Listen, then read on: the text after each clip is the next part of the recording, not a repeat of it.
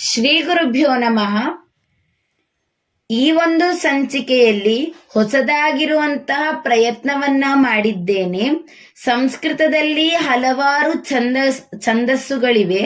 ಅದರಲ್ಲಿ ಶಾರ್ದೂಲ ವಿಕ್ರೀಡಿತ ಎಂಬ ಛಂದಸ್ಸನ್ನ ಆಯ್ದುಕೊಂಡು ಅದರಲ್ಲಿ ಶ್ಲೋಕವನ್ನ ಮಾಡುವಂತಹ ಪ್ರಯತ್ನವನ್ನ ಮಾಡಿದ್ದೇನೆ.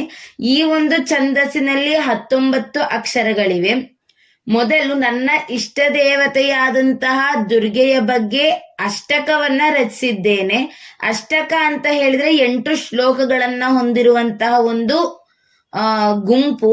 ಆ ಅಷ್ಟಕವನ್ನ ರಚಿಸಿದ್ದೇನೆ. ದಿನಕ್ಕೆ ಒಂದೊಂದು ಶ್ಲೋಕದಂತೆ ಅದರ ವಿವರಣೆ, ಪದಚ್ಛೇದ ಹಾಗೂ ತಾತ್ಪರ್ಯವನ್ನ ತಿಳಿದುಕೊಂಡು ಹೋಗೋಣ. ಮೊದಲನೆಯ ಶ್ಲೋಕ. ದುರ್ಗಾಂಬಾ ತ್ವಯಿ ವಿದ್ಯತೆ ಮನಸಿ ಮೇ ಇಷ್ಟಾರ್ಥಮಸ್ಮಿನ್ ಯುಗೆ ಸರ್ವೇಸ್ಮಿನ್ ಸಮಯೇ ದದಾತಿ ಸುಖದಂ ಮಾಂ ಪಾಹಿ ದುರ್ಗಾಂಬಿಕಾ ಶ್ಲೋಕೆ ಮೇ ರಚಯಾಮಿ ತೇ ತು ನಿತರಾಂ ಮಾಮರ್ಪಯಾಮಿ ಸದಾ ಶಿಕ್ಷಾ ರಕ್ಷ ಸದಾ ಪ್ರಯಚ್ಛ ಸಕಲಂ ಸಂಪ್ರಾರ್ಥ್ಯತೆ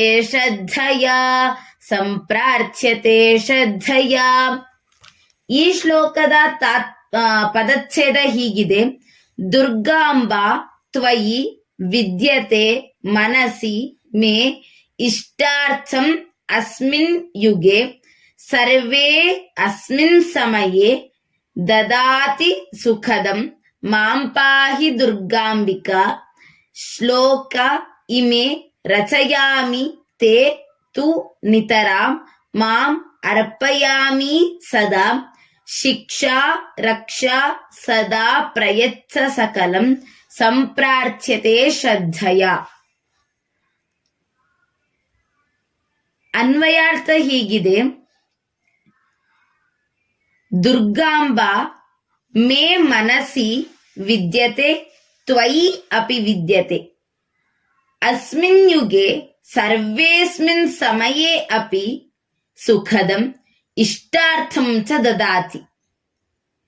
ಇಮೇ ಶ್ಲೋಕಾಃ ರಚಯಾಮಿ ತೇ ತು ಅರ್ಪಯಾಮಿ ಸದಾ ಮಾಂ ಶಿಕ್ಷಾ ರಕ್ಷಾ ತಥೈವ ಪ್ರಯಚ್ಛ ಸಕಲಂ ಮಾಂ ಪಾಹಿ ದುರ್ಗಾಂಬಿಕಾ ಇತಿ ಶ್ರದ್ಧಯಾ ಮಯಾ ಸಂಪ್ರಾರ್ಥ್ಯತೆ ಇತಿ ಅನ್ವಯಾರ್ಥಃ.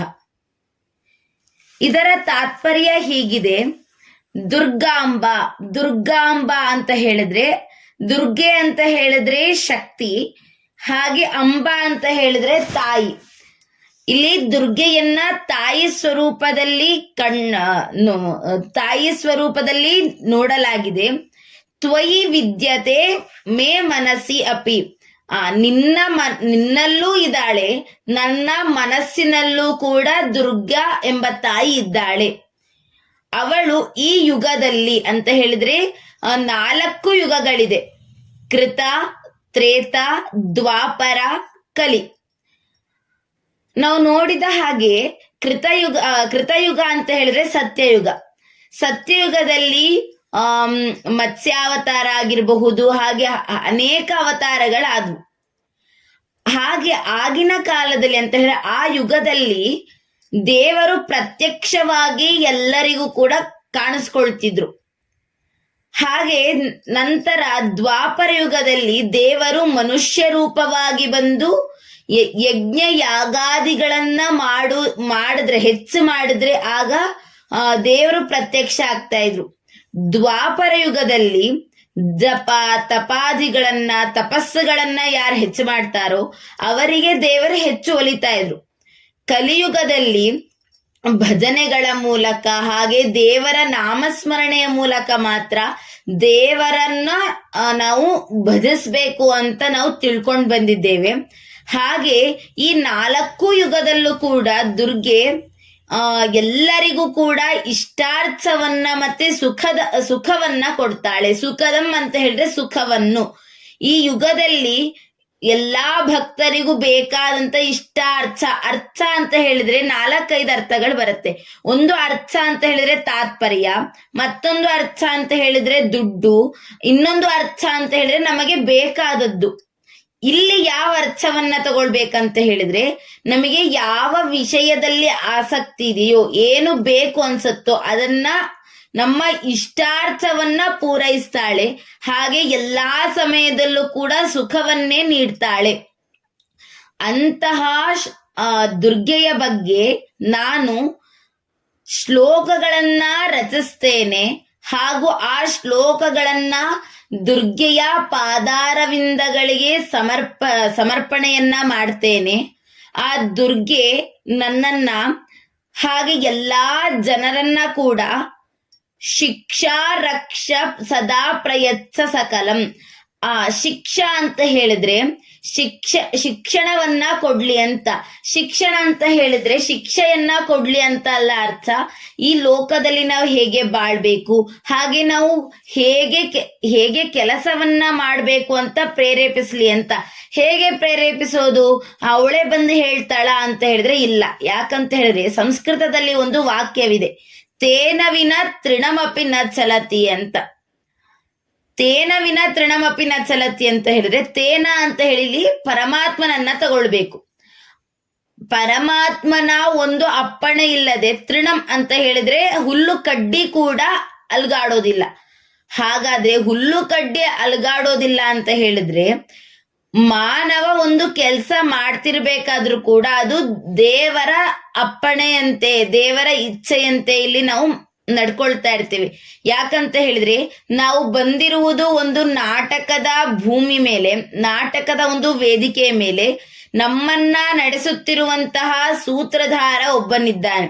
ಅವನು ಹೇಗೆ ಹೇಳ್ತಾನೋ ಆ ರೀತಿಯಾಗಿ ನಟಿಸಲು ಬಂದಿರುವಂತಹ ಒಂದು ನಟರಷ್ಟೇ ನಾವು. ಆ ಒಂದು ಜೀವನದಲ್ಲಿ ನಾವು ಹೇಗಿರ್ಬೇಕು, ನಮ್ಮನ್ನ ಒಳ್ಳೆಯ ಮಾರ್ಗದಲ್ಲಿ ಕರೆದುಕೊಂಡು ಹೋಗ್ಲಿ, ಹಾಗೆ ನಮ್ಮನ್ನ ರಕ್ಷಿಸಲಿ, ನಮ್ಮನ್ನ ರಕ್ಷಿಸಲಿ, ಎಲ್ಲವನ್ನ ನಮಗೆ ನೀಡಲಿ. ಭಕ್ತಿ, ಶ್ರದ್ಧೆ, ಯಾವಾಗ್ಲೂ ಕೂಡ ದೇವರಿಗೆ ನಾವು ದುಡ್ಡು ಕೊಡು, ಮತ್ತೆ ದೊಡ್ಡ ಬಂಗ್ಲೆ ಕೊಡು ಅದನ್ನೆಲ್ಲ ಕೇಳಬಾರ್ದು. ನಮಗೆ ಏನ್ ಬೇಕು?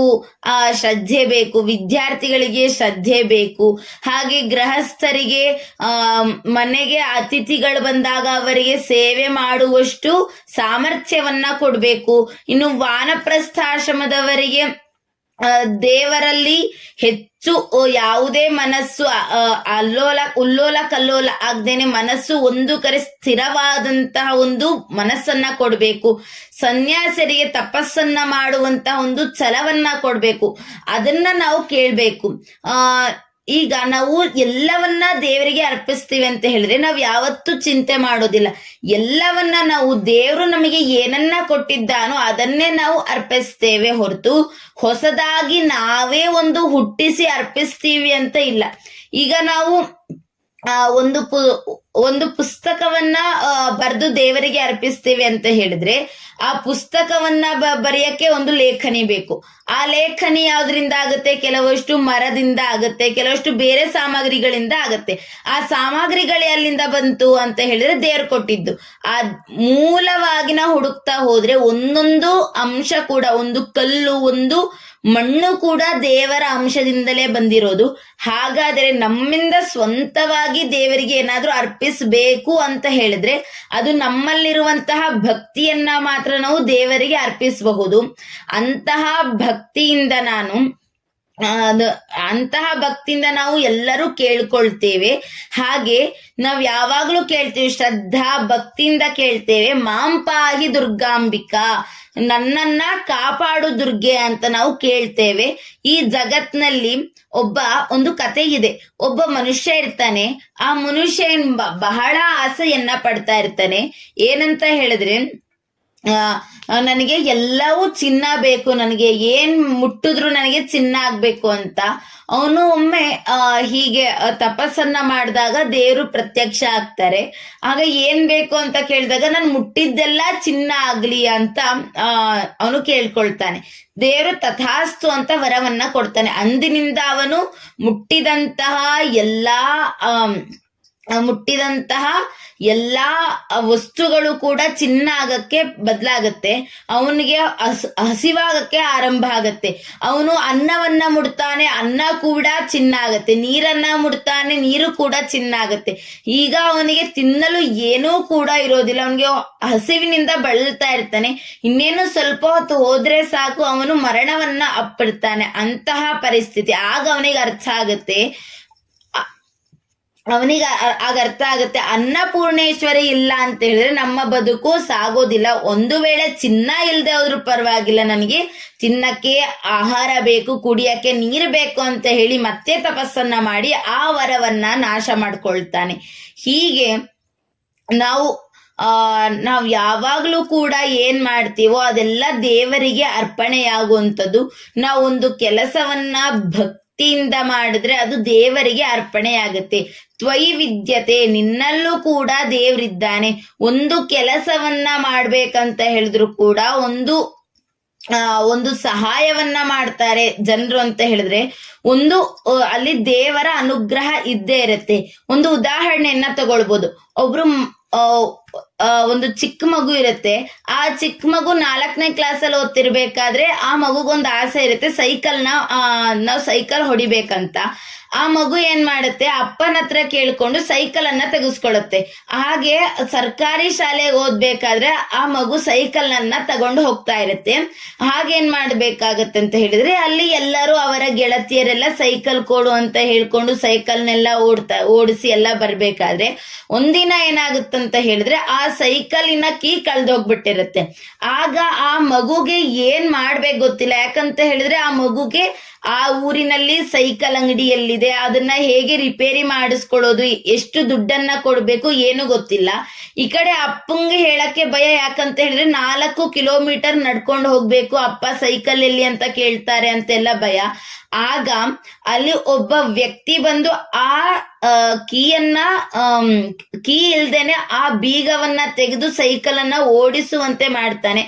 ಆ ಒಂದು ಕ್ಷಣದಲ್ಲಿ ಆ ವ್ಯಕ್ತಿಯಲ್ಲೇ ದೇವರು ಬಂದು ಅವರಿಗೆ ಆ ಮಗುಗೆ ಸಹಾಯ ಮಾಡ್ತಾರೆ.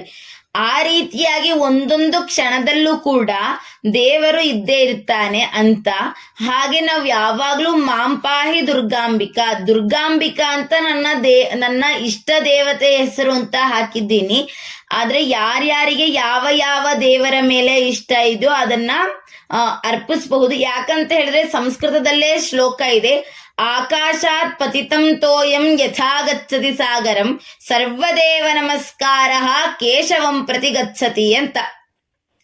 ಹಾಗೆ ಏಕೋ ದೇವ ಸರ್ವಭೂತೇಷು ಗೂಢಃ ಸರ್ವವ್ಯಾಪಿ ಸರ್ವಭೂತಾಂತರಾತ್ಮ ಕರ್ಮಾಧ್ಯಕ್ಷಃ ಸರ್ವಭೂತಾದಿವಾಸಃ ಸಾಕ್ಷಿ ಚೇತ ಕೇವಲೋ ನಿರ್ಗುಣಶ್ಚ ಅಂತ ಒಂದು ಶ್ಲೋಕ ಇದೆ.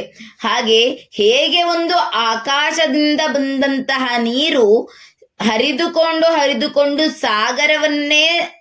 ಸಾಗರಕ್ಕೆ ಸೇರುತ್ತದೆಯೋ ಹಾಗೆಯೇ ನಾವು ಮಾಡಿದಂತಹ ಕೆಲವಷ್ಟು ದೇವರಿಗೆ ಮಾಡಿದಂತಹ ಅರ್ಪಣೆ ಕೇಶವನಿಗೆ ಸಲ್ಲುತ್ತದೆ ಅಂತ ಈ ಶ್ಲೋಕದ ತಾತ್ಪರ್ಯ. ಹಾಗೆ ಅವರವರ ಭಾವಕ್ಕೆ ಅವರವರ ಭಕುತಿಗೆ ಅಂತ ಇದೆ. ಹಾಗೆ ಅವರವರ ಇಷ್ಟ ದೇವತೆಗಳಿಗೆ ತಮ್ಮ ಏನ್ ಕೆಲಸ ಮಾಡ್ತೀವೋ ಅದನ್ನ ಅರ್ಪಿಸ್ಬೇಕು. ಕಷ್ಟ ಬಂದಾಗ ದೇವರ ಹತ್ರ ಹೋಗಿ, ಕಷ್ಟ ಇಲ್ಲದೆ ಇದ್ದಾಗ ದೇವರನ್ನ ಬಿಡಬಾರ್ದು. ಹಾಗೆ ಸಂಕಟ ಬಂದಾಗ ವೆಂಕಟರಮಣ ಅಂತ ಒಂದು ಗಾದೆ ಮಾತಿದೆ. ಈಗಿನ ಕಾಲದಲ್ಲಿ ಸಂಕಟ ಬಂದಾಗ ಮಾತ್ರ ದೇವರ ಹತ್ರ ಹೋಗುವಂತಹ ಒಂದು ಪದ್ಧತಿಯನ್ನ ಹೆಚ್ಚಾಗಿ ಕಾಣಬಹುದು. ಅದನ್ನ ಬಿಟ್ಟು ಪ್ರತಿ ಸತಿ ಇವತ್ತು ನಾವು ಬದುಕ್ತಾ ಇದೀವಿ ಅಂತ ಹೇಳಿದ್ರೆ ದೇವರೇ ಕಾರಣ. ಒಮ್ಮೆ ಊಹಿಸ್ಕೊಳ್ಳಿ, ನಾವು ಇಂದು ಬದುಕ್ತಾ ಇದೀವಿ. ನಾವು ಹೋಗ್ತಿರ್ಬೇಕಾದ್ರೆ ಒಂದು ತೆಂಗಿನ ಮರದ ಕೆಳಗೆ ಹೋಗ್ತಾ ಇರ್ತೀವಿ. ಆದ್ರೆ ನಮಗೆ ನಂಬಿಕೆ, ನಮ್ಮ ತಲೆ ಮೇಲೆ ತೆಂಗಿನಕಾಯಿ ಬೀಳೋದಿಲ್ಲ ಅಂತ ನಂಬಿಕೆ. ಅಕಸ್ಮಾತ್ ಆಗಿ ನಮ್ಮ ತಲೆ ಮೇಲೆ ಆ ತೆಂಗಿನಕಾಯಿ ಬಿದ್ರು ಬೀಳ್ಬಹುದು. ಆ ತೆಂಗಿನಕಾಯನ್ನ ನಮ್ಮ ತಲೆ ಮೇಲೆ ಬೀಳ್ದರಂಗ್ ಮಾಡೋ ಶಕ್ತಿ ಯಾವುದು? ಅದೇ ಪರಮಾತ್ಮ. ಆ ಪರಮಾತ್ಮನನ್ನ ನಾವು ಯಾವತ್ತೂ ಕೂಡ ನಮ್ಮ ಹೃದಯದಲ್ಲಿ ಇಟ್ಕೊಳ್ಬೇಕು. ಬಸವಣ್ಣನವ್ರು ಹೇಳ್ತಾರೆ, ಉಳ್ಳವರು ಶಿವಾಲಯವನ್ನ ಮಾಡ್ತಾರೆ ಅಂತ. ಯಾರು ಶ್ರೀಮಂತರಿರ್ತಾರೆ ಅವರು ದೊಡ್ಡ ಶಿವಾಲಯವನ್ನ ಕಟ್ತಾರೆ. ಆದ್ರೆ ಯಾರು ಸಾಮಾನ್ಯ ಇರ್ತಾರೋ, ಯಾರು ಬಡವರಿರ್ತಾರೋ, ಶಿವಾಲಯವನ್ನ ಕಟ್ಟಕ್ಕಾಗ್ದಿಲ್ಲ ಅಂತ ಬೇಜಾರ್ ಮಾಡ್ಕೊಳ್ಳೋ ಬದಲು ತಮ್ಮ ಹೃದಯದಲ್ಲೇ ಶಿವಾಲಯವನ್ನ ನಿರ್ಮಾಣ ಮಾಡ್ಕೊಳ್ಬೇಕು. ನಮ್ಮ ಕಾಲುಗಳೇ ಕಂಬ, ನಮ್ಮ ದೇಹವೇ ದೇಗುಲ, ನಮ್ಮ ಶಿರವೇ ಅಂತ ಹೇಳಿದ್ರೆ ತಲೆಯೇ ಕಲಶದಂತೆ ಅಂತ ಬಸವಣ್ಣನವರು ಹೇಳ್ತಾರೆ. ಹಾಗೆ ನಮ್ಮ ಕೈಲಾದಷ್ಟು ದೇವರ ಬಗ್ಗೆ ಹೆಚ್ಚು ಹೆಚ್ಚು ನಾವು ಯಾವಾಗ್ಲೂ ಕೂಡ ಭಕ್ತಿಯನ್ನ ಇಡ್ಬೇಕು. ಬೆಟ್ಟದಷ್ಟು ಪ್ರಯತ್ನವಿದ್ರು ಸಾಸಿವೆಯಷ್ಟು ಅದೃಷ್ಟ ಇರ್ಬೇಕಂತೆ. ಆ ಅದೃಷ್ಟ ಅನ್ನೋದೇ ದೇವರಿಂದ ಬರೋದು. ನಾವ್ ಯಾವಾಗ್ಲೂ ಕೂಡ ಒಂದು ನಿತ್ಯವಾಗಿ ದೇವರನ್ನ ಜಪಿಸ್ತಾ ಇದ್ರೆ, ನಮ್ಮ ಆಸೆ ಆಕಾಂಕ್ಷೆಗಳನ್ನ ಬಿಟ್ಟು ನಿರ್ಮಲ ಮನಸ್ಸಿನಿಂದ ದೇವರನ್ನ ಭಜಿಸಿದ್ರೆ ದೇವರು ಎಂದಿಗೂ ನಮ್ಮೊಂದಿಗೆ ಇರ್ತಾನೆ.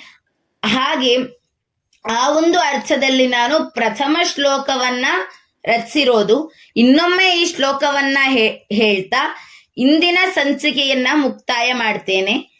ದುರ್ಗಾಂಬಾ ತ್ವಯಿ ವಿದ್ಯತೆ ಮನಸಿ ಮೇ ಇಷ್ಟಾರ್ಥಮಸ್ಮಿನ್ ಯುಗೆ ಸರ್ವೇಸ್ಮಿನ್ ಸಮಯೇ ದದಾತಿ ಸುಖದಂ ಮಾಂ ಪಾಹಿ ದುರ್ಗಾಂಬಿಕಾ ಶ್ಲೋಕೆ ಮೇ ರಚಯಾಮಿ ತೇ ತು ನಿತರಾಂ ಮಾಮರ್ಪಯಾಮಿ ಸದಾ ಶಿಕ್ಷಾ ರಕ್ಷ ಸದಾ ಪ್ರಯಚ್ಛ ಸಕಲಂ ಸಂಪ್ರಾರ್ಥ್ಯತೆ ಶ್ರದ್ಧಯಾ. ಸರ್ವೇ ಜನಾಃ ಸುಖಿನೋ ಭವಂತು. ಧನ್ಯವಾದಾः.